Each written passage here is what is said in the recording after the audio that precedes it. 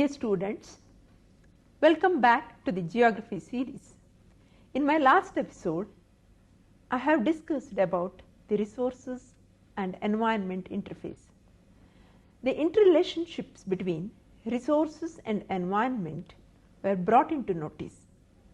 The various environmental challenges facing by the mankind were also discussed.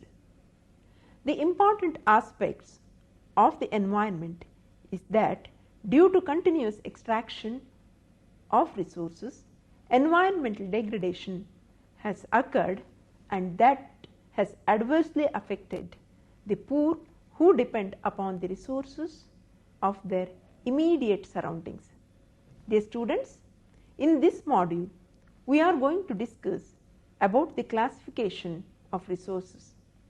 The topic is classification of resources, renewable and non-renewable, biotic, forests, wildlife, livestock, fisheries, agricultural crops and abiotic resources, that is land, water and minerals will be discussed. This episode consists of following modules. 1. Classification of resources. 2. Renewable resources. 3. Non-renewable resources. 4. Biotic resources. 5. Abiotic resources. Let us begin with the classification of resources. Natural resources are derived from the environment. Many of them are essential for our survival, while others are used for satisfying our wants. Natural resources, in a narrow sense, are those uncaptured natural stores which are useful to mankind in any way. They are most commonly grouped as waters, soils, forests, grasslands, wild animals and minerals. In so far as they constitute collectively one of the factors of production, the economist speaks of them as land. Natural resources may be further classified in different ways. When they are manipulated by human powers, which in turn are aided by tools and other operating devices, three factors, that is land, labor and capital, swing into action and what the economist calls production gets going. Forests become settlements, railroad network ties relationship with fuel, paper, grassland become the source of meat and leather, water become used for drinking, cooking, cleaning and transporting and make up an important part of the volume of many useful articles. Minerals become household fertilizer, automobiles and jet planes. Resources can be mainly classified on the basis of renewability, origin, utility, ownership and development. The 5 groups mentioned above may well be arranged for the convenience and they might line up this way. 1. Renewable resources. On the basis of renewability, resources are classified into renewable and non-renewable resources. The first one is renewable resources. These resources are used over and over as their flow in nature. The perpetual of these dynamic resources are dependent upon proper planning and management. They include water, soil, fertility, forest, wild animals, human beings, etc. Renewable resources are those that can be replenished or reproduced easily. Some of them, like sunlight, air, wind, etc., are continuously available and their quantity is not affected by human consumption. Many renewable resources can be depleted by human use but may also be replenished, thus maintaining a flow. Water in its cycle begins with rainfall, runoff, circulating groundwater, rivers, lakes, oceans and atmospheric moisture constitute an inexhaustible supply of water. Soils are indispensable to life. They are replaced very slowly in nature, but to some extent can be rebuilt and maintained in quality and fertility by human efforts. It is maintainable rather than replaceable, therefore more accurately characterized as renewable resources. Forests, if left in their natural state or helped out by good management, forests usually renew themselves. Some of these, like agricultural crops, take a short time for renewal. Others, like water, take a comparatively longer time, while still others, like forests, take even longer. Almost every form of animal life is subject to capture or control by man. By protecting the animal world, man can renew the animal resources. The second one, non-renewable resources. Non-renewable resources are formed over very long geological periods. Minerals and fossils are included in this category. Since the rate of formation is extremely slow, they cannot be replenished once they are depleted. Out of these, the metallic minerals can be reused by recycling them, but coal and petroleum cannot be recycled. These are finite in nature and their exploitation lead to exhaustion of supplies.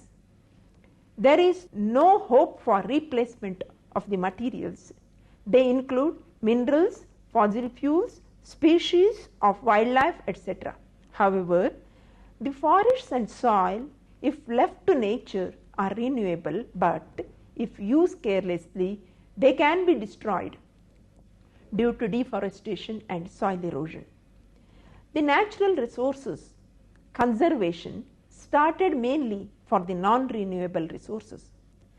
The second classification I am going to discuss now is classification based on origin. Based on its origin, resources are classified into biotic resources and abiotic resources. Biotic resources are those obtained from the biosphere. Forests and their products, animals, birds and their products, fish and other marine organisms are important examples. Minerals such as coal and petroleum are also included in this category because they were formed from decayed organic matter. Now, abiotic components. In biotic resources, let us begin with forest. Forests are the most extensive and complex, biologically productive of all the ecosystems on this planet. They have been used by the mankind since the earliest times, but in recent years, their overuse has led to a serious deforestation problem. Forests are invaluable property of a region because they provide raw materials to modern industries, timber for building purpose, habitats for numerous types of animals and microorganisms. Good, friable and nutrient-rich soils having high organic content offer protection to soils by binding the soil through the network of their roots and by protecting the soils from direct impact of falling raindrops. They encourage and increase infiltration of rainwater and thus allow maximum recharge of groundwater resources, minimizes surface runoff and hence reduce the frequency, intensity and dimension of floods. They help in increasing the precipitation. They are a natural sink of carbon dioxide because they use carbon dioxide to prepare their food during the process of photosynthesis. Forests provide firewood to millions of people all over the world and food and shelter to innumerable humans and animals. In fact, forests are a lifeline of a region because prosperity and welfare of the society directly depends on sound and healthy forest cover. Forests are main component of the biotic resources of the natural environmental system and the stability of the environment and ecosystem.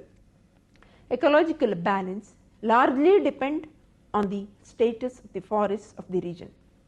A forest is generally defined as a plant community predominantly comprised of trees and other woody vegetation. Food and Agricultural Organization of United Nations defines forest as land with a tree canopy of more than 10% and area of more than 0.5 hectares. Forest is determined not only by the presence of trees but also the absence of other predominant land uses. Forests have truly multiple functions. Forests are the homes of a great diversity of species of plants, animals and other organisms.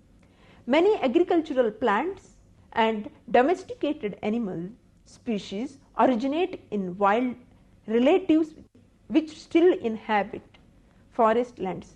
Many species in forests provide people with food, timber, fuel wood, medicine, various other raw materials for industry and fodder for animals.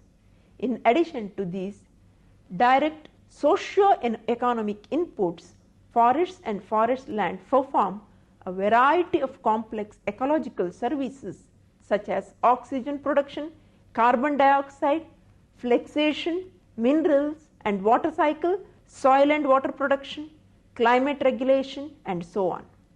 Forests are vital life support system.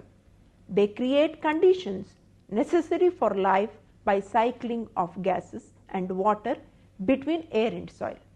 Forest services also include recycling water, protection of water and soil resources. The second important biotic resources are fisheries.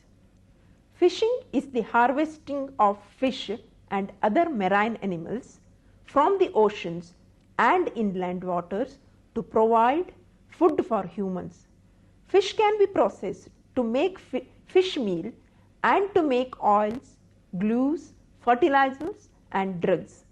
From the earliest times, fishing has been one of the humanity's most important means of feeding itself. Spears, lines and nets were used to catch fish, at first by fishermen standing at the edges of the water. Gradually, the use of boats allowed fishing to move into deeper waters, a trend that has continued up to the present day. The present annual marine catch totals about 76 million tons. More than 75% of this total is caught in the northern hemisphere, despite the fact that 90% of the surface of the southern hemisphere is covered with water. Traditionally, fishing has been concentrated on the continental shelves where the shallow water receives sufficient sunshine and nutrient washed in by rivers to support large amount of plankton, the tiny plants and animals that provide the main source of food for fish. Fish as a source of food. Fish and other marine animals, particularly lobsters, crabs, shrimps, prawns and krills and others supply humans on an average with about 15% of their protein. Livestock. Livestock farming is concerned with the rearing of animals for their meat products, dairy products, hides, skins, wool, glue and gluten. The term pastoralism is also used for this branch of agriculture, although technically it does not include the intensive indoor rearing of animals such as pigs and chickens. Meat and meat products are used for both human and animal consumption. Dairy products are based on milk, usually from cows, but also from goats and sheep, and include butter, cream, cheese, and yogurt. Hides and skins are mostly used for clothing and footwear. usually in the form of leather. Wool shed from the animal annually is spun into yarn and then woven or netted into garments. Sheep are the main producers, but goats, camels, others are also important. Today, all forms of livestock farming can still be found around the world. The important domesticated animals are cattle, pigs, sheep, horses, asses, mules, goats, camels, water buffaloes, and poultry. Next, let us discuss about the agricultural crops. The term agriculture is used to describe all man's activities that are dependent upon the soil. It includes growing of crops and the raising of livestock. It is the chief occupation of man, for nearly two-thirds of the labor force of the world today is directly engaged in it. Climate, soil and topography are the important geographical factors which influence agriculture. The chief agricultural produce may be divided into two groups: food crops and commercial crops. Food crops include rice, wheat, maize, millets, oats, spices, fruits, etc. Commercial crops such as cotton, jute, tobacco, rubber, oilseed, coffee, etc. Next important biotic component is wildlife. Wildlife includes all non-domesticated plants, animals and other organisms or animals living in their natural environment. These are called wildlife. The term wildlife refers to all the plants and animals on the planet that are not domesticated by the mankind. Among the world's wildlife, there are many endangered species of both plants and animals. Wildlife can be found in all ecosystems. Deserts, rainforests, plains and other areas, including the most developed urban sites, all have distinct forms of wildlife, while the term in popular culture usually refers to animals that are untouched by human factors. Religions have often declared certain animals to be sacred, and in modern times, concern for the natural environment has provoked activists to protest the exploitation of wildlife for human benefit or entertainment. Some people engage in viewing exotic wildlife as tourists. For example, Africa is a popular travel destination for going on a safari.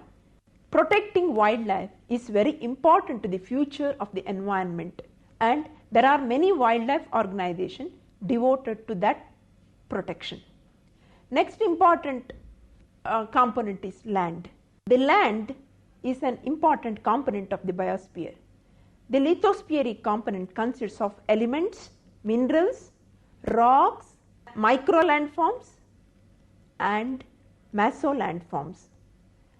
Then the lithosphere accounts for about 29% of the total surface area of the globe. Water. Water is very important component of the abiotic or physical components because it is very essential element for all types of life in the biosphere, because without water no life is possible on the planet Earth. The water component consists of surface water, groundwater and oceanic water. 97% of the world's water supply is from the oceanic source. Minerals. Minerals are important constituents of the soil zone because they help in the formation of soil. Minerals are included in the category of inorganic matter of the soils.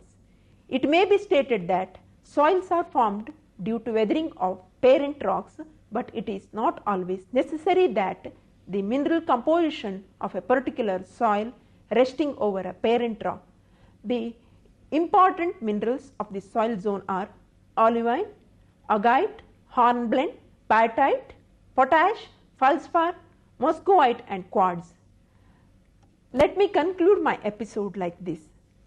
As we all know, environment is essentially a problem to be comprehended and the concern for environmental quality should be internalized by every individual. Learning the environment is only a part of the above dimension. More important than the learning, the students must be sensitized and be made conscious of the need for maintaining the environmental quality for the benefit of our posterity. Environmental quality has to become a way of life. Abiotic resources comprises of non-living things. Example, land, water, air and minerals such as gold, iron, copper, silver, etc. Now the third classification of resources are on utility.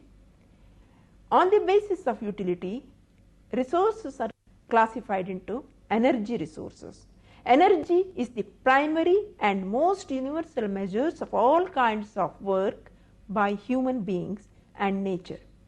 Everything what happens in the world is the expression of flow of energy in one of its form. The energy sources can be divided into two types, conventional and non-conventional energy sources. Conventional sources are exhaustible, example coal and petroleum. Non-conventional energy sources are solar energy and wind energy. The second is raw material resources. For industries, raw materials are the main source. For iron and steel industry, iron ore, manganese, coal is important raw materials. Classification based on ownership. Individual properties and characteristics are the individual resources. Community resources owned by, it's a owned resources. Example, cultural and religious dogma are the community owned resources. National resources which is confined to national boundaries, example, lands and minerals. International resources shared by all inhabitants of the earth, that is, example is air. The next classification is classification on development. On the basis of development, resources are classified as potential resources, developed resources, stock and reserves. On the basis of the stage of development, natural resources may be called potential resources. Potential resources are those that exist in a region and may be used in the future. For example, mineral, oil may exist in many parts of India having sedimentary rocks, but till the time it is actually drilled out and put into use, it remains as potential resource. The next is developed resource. Developed resource are those that have been surveyed, their quantity and quality is determined and are being used in present times. For example, petroleum and natural gas obtained from the Bombay high fields.